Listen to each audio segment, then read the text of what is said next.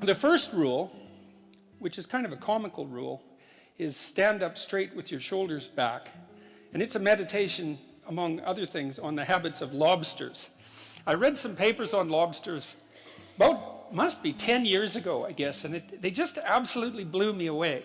And one of the things I've really loved about being a psychologist, and there's many things, but I've really loved psychoanalytic theory and the great clinicians, the behaviorists as well. I mean, Freud, Jung, Adler, Carl Rogers, Abraham Maslow. I was reading these articles on lobsters, and I came across this finding that lobsters govern their postural flexion with serotonin. And I thought, God, that's so interesting. It's so flexion is to stand up straight. Eh? I thought, wow, that's so interesting because, depressed people crouch over. I wonder if there's any link between those two things. And then I went and read a whole pile of papers on lobster and lobster neurochemistry. Lobster neurochemistry is actually quite well understood because they have a fairly simple nervous system, right? And so if you want to understand a complex nervous system, it's a good idea to understand a simple one first and then sort of elaborate upwards. And it turns out that serotonin governs status, emotional regulation, and posture in lobsters, just like it does in human beings. And so that just blew me away. And so one thing that chapter 1 is about is the fact that if a lobster is defeated in a dominance battle, you can give it essentially antidepressants and it will fight again. And that just blew me away. It's so remarkable because one of the things it tells you is that, so if you're imagine that you could be lobster top dog or bottom dog. Imagine there's 10 strata in the lobster hierarchy. So you could be number 1, right, top lobster, number 10, bottom lobster. If you're bottom lobster, you have low serotonin levels and high octopamine levels. That's a neurochemical that human beings don't produce. And if you're a top lobster, you have high serotonin levels and low octopamine levels. And you can move a lobster in its dominance hierarchy by moderating its levels of serotonin. And I thought that's so interesting because what it means is that the counter that keeps track of our status, and we have a counter in a sense in our minds that keeps track of our status, is 1/3 of a billion years old. And what that also means is that in order to take care of others, take care of yourself first. Hey, I'm Cosmin and this channel is made to give you the rules for life. Because we came into this world without a manual for our body and mind. Let's see today why serotonin increases if you stand up straight from Jordan Peterson. Enjoy it. The idea of the hierarchy, let's call it a dominance hierarchy, because within lobsters it's kind of like a physical prowess hierarchy, something like that. The idea of the hierarchy is at least 350 million years old.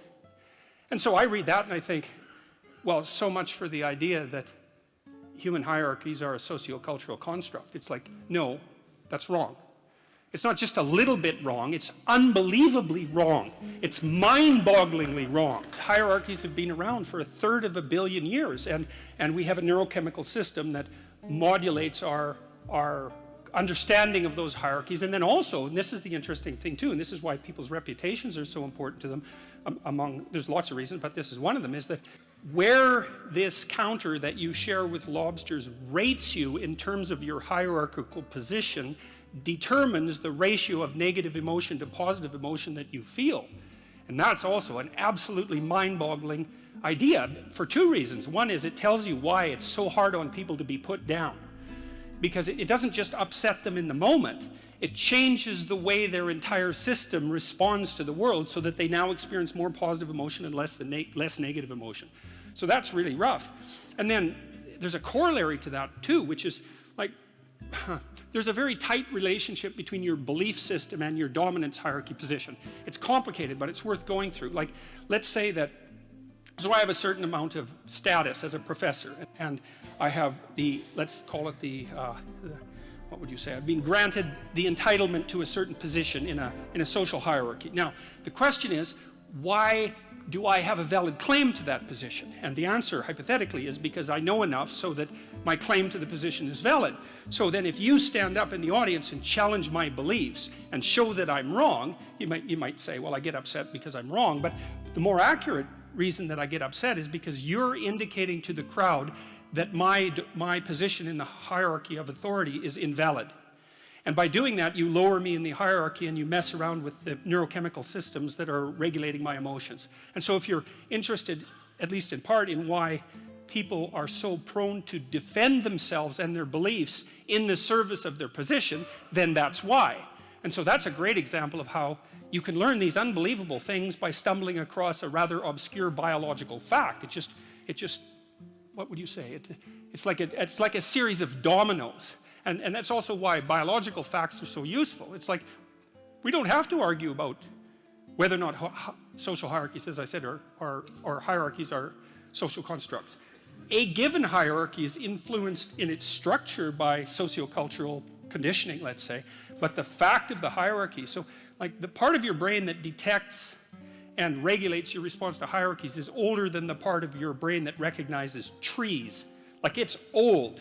It's really, really fundamental. And so, and almost all social animals organize themselves in hierarchies, because now the other thing that chapter 1 is a bit of a meditation on what might constitute a hierarchy. One of my business colleagues, a former student of mine from Harvard, very, very smart guy. He's got a graduate degree in engineering from MIT and a PhD in psychology from Harvard, so there's like one of him in the whole world. And he's a very smart guy. And he helped me design the self-authoring suite, by the way, and he's been working for about 20 years on that. That's a suite of programs that helps people write about their lives and straighten them out. He told me to stop using the word dominance hierarchy. And he said the reason for that was that it was infested with Marxist presuppositions. And it really bothered me when he first said that, because I've been using the word for years, dominance hierarchy. He said, we had a discussion about that. He said, well, it's predicated on the idea that you climb up the hierarchy, human hierarchy, as a consequence of the expression of power. It's like, that's wrong. You climb up valid hierarchies as a consequence of the expression of competence. And that's actually technically right. He was exactly the right person to tell me that, because he had done his PhD on what predicts success in Western hierarchies. And the answer is quite clear. General cognitive ability, some prefrontal ability as well, which was what he specifically tested. So intelligence, roughly speaking, although it's a little bit more elaborate than intelligence, but that's close enough.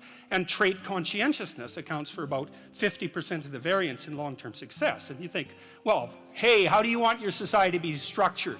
It seems pretty good to me that smart, hard-working people are the ones most likely to succeed. That's not a bad empirical test of the validity of a structure, you know, especially given how much vagary there is in life. Lots of random things happen to people, but it's better to be born 3 standard deviations above the mean in intelligence in the West than it is to be born 3 standard deviations above the mean in wealth in relationship to where you'll end up when you're 40. So he said to use the word competence hierarchy, or we decided that, and I think that's much better. So chapter 1 is a bit of a meditation on the nature of hierarchies and the biochemistry of hierarchy, but it's also an injunction about how to present yourself, because you want to present yourself to the world in a manner that doesn't disgrace you in some sense. That might be a good way to think about it. And you don't want to disgrace yourself, because the consequence of disgrace is emotional dysregulation, more pain, less positive emotion. And so the best way to present yourself is to stand up forthrightly and to stretch out, you know, and to occupy some space, and you make yourself sort of vulnerable by doing that, because you open up the front of your body, right? But it's a sign of confidence, and that way people are most likely to give you the benefit of the doubt. And that's a good way to start regulating your mood. But not only does it directly regulate your mood to stand up, because it's so tightly associated, like postural flexion is associated with serotonin and emotional regulation, but also because if you straighten up and you present yourself in that manner, then other people are more likely to take you seriously. And that means they'll start treating you as if you're a number 1 lobster instead of a number 10 lobster. And that's another way that you can at least give yourself the bloody benefit of the doubt, right? And confront the world in a courageous manner.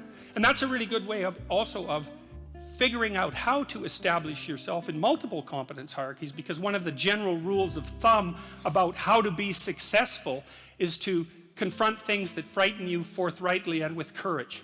And that's kind of a universal strategy for success.